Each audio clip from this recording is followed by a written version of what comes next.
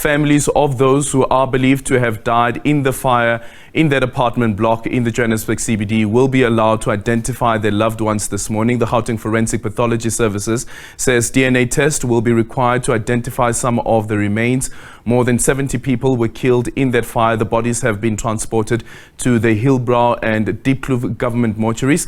Hasina, Gori, SABC News reporter, is outside the Hillbrow mortuary centre. Hasina, good morning. Thank you so much for making time for us. Can only imagine the sense of despair that you are witnessing there this morning as surviving loved ones are trying to identify those who have died in this tragic incident. Good morning, Aldrin. Yes, quite an emotional morning here. We were earlier on at the Diepkloof Forensic Pathology Services where the initial response said that family members would be able to identify their loved ones that had passed on at that specific center. Earlier on, we spoke with some family members who had made it there just before 8 o'clock when the services were expected to begin. We then came in now to Hillbrow, where after we realized that at that specific center, at the moment, only the 10 bodies which are completely burnt beyond recognition and that will undergo now DNA testing were being held at that specific facility, and that here at Hillbrow were the rest of those that succumbed to wounds and other kind of injuries. We know, according to numbers yesterday, that at least 40 of the 75 deceased are male, 20 female, and 10 were unidentified because of the injuries that they had sustained at that specific time. We also understand that there were body parts that were found that also form part of those that may have been burnt beyond embers and beyond their bones. And this process is going to be quite a long process, quite a tedious process, but also quite an important one, as the services do not want to release bodies to the wrong families and ensure that the mortal remains of those victims are given to the families that they belong to. There are a process in places to ensure that that's being done. People are asked to bring the original IDs for South African residents.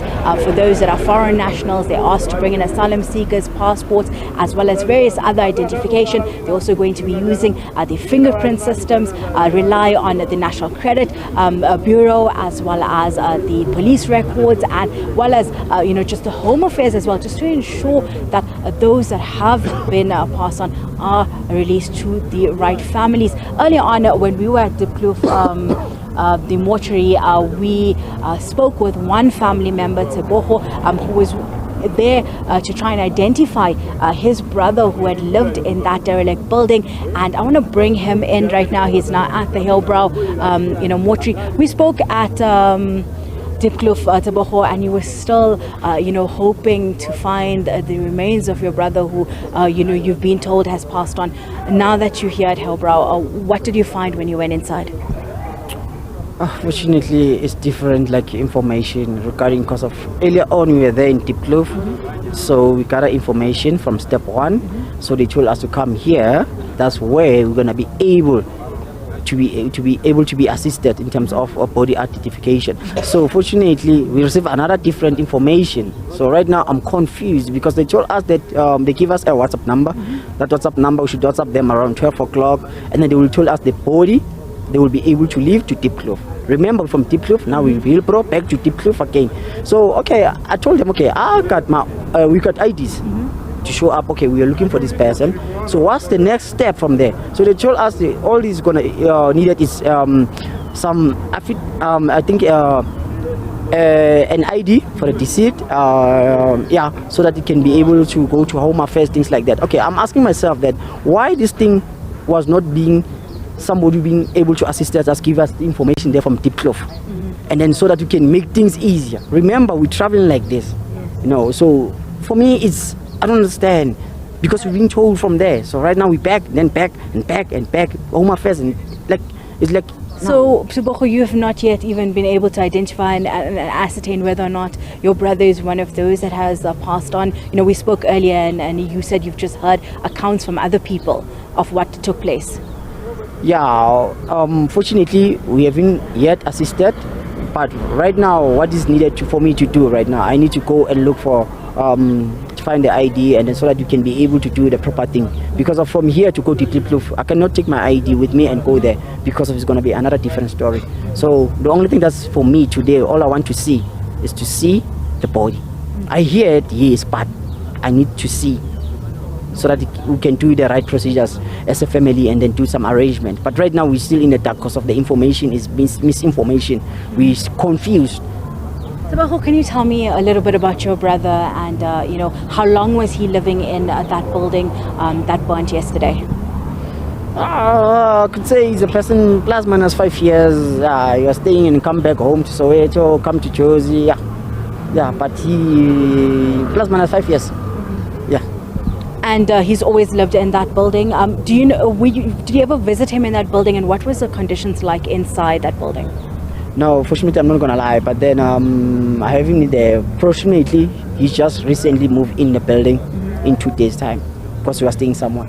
Okay, so yes. he's moved into that building. Yeah, in 2 days. So sorry for your loss and to your family. That is Tebogo Bawe speaking to us here outside the Hillbrow mortuary. We spoke to him at Diepkloof, where he and his family members have been trying to identify the remains of their body. I want to just step out of shot and show you the truck that has just arrived here. We're told that this truck is going to be the truck that will be used to transport those that have passed on and their remains from this mortuary to Diepkloof, where the families will then be able to identify them. I'm going to ask Gabi to give you a shot of the families that have also gathered here to the side on the side here with us. We've seen them standing outside from the time we've got here, trying to also get information, trying to find out what exactly is happening. As you heard from Tebogo, it's been complete silence and confusion with what exactly is the process. There is a hotline that the government has set up. There is numbers to call, but many saying that they're still unsure what exactly is happening. There are more family members that are also arriving. As we know, that building was inhabited by South Africans, but also foreign nationals, many from Malawi, many from Tanzania, who have lost family members.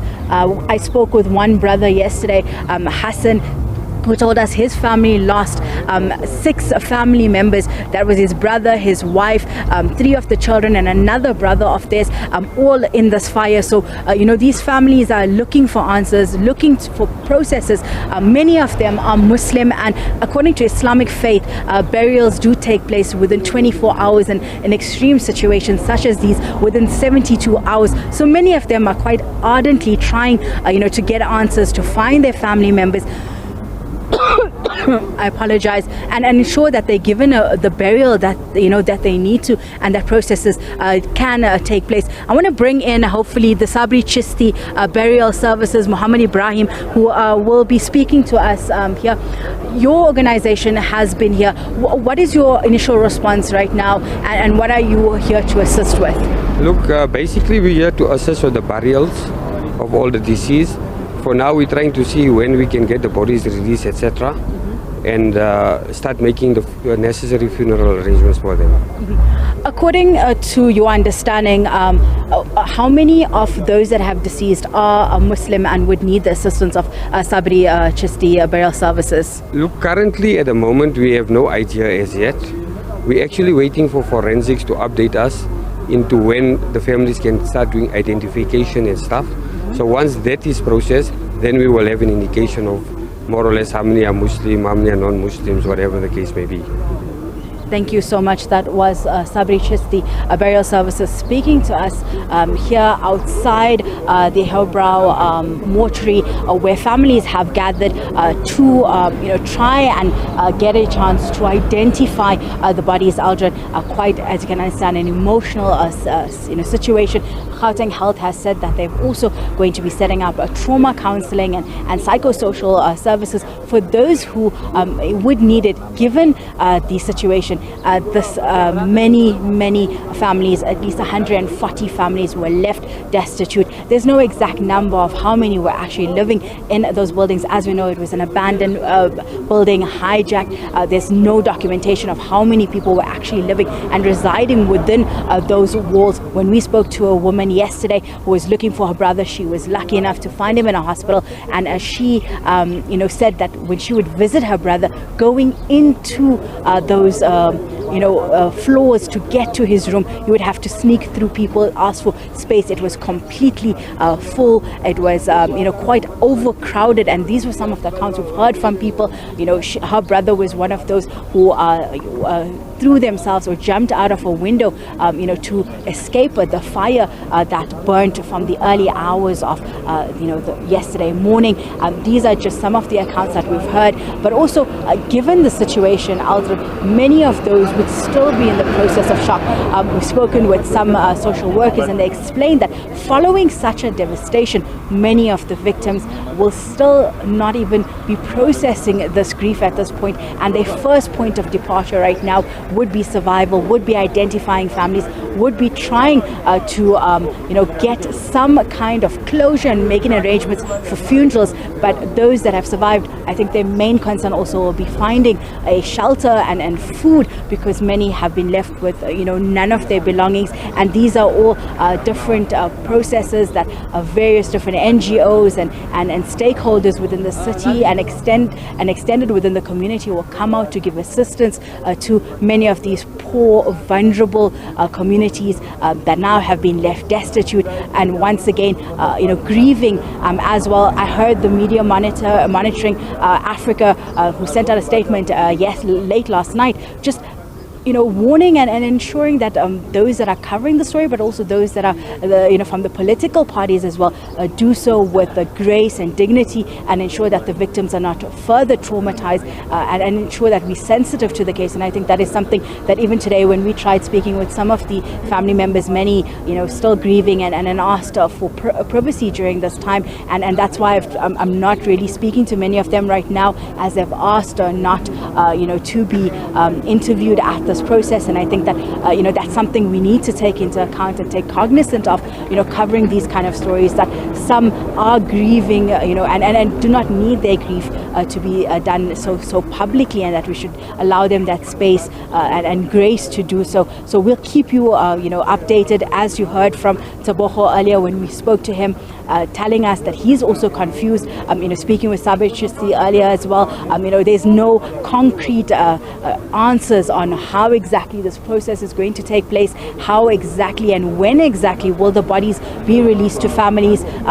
Many are hoping for today, but we're told that it could take as long as Monday before families could even begin that burial processes that do need to take place. But we'll keep you updated and continue to give you coverage throughout the day, Aldrin. But for now, back to you in studio.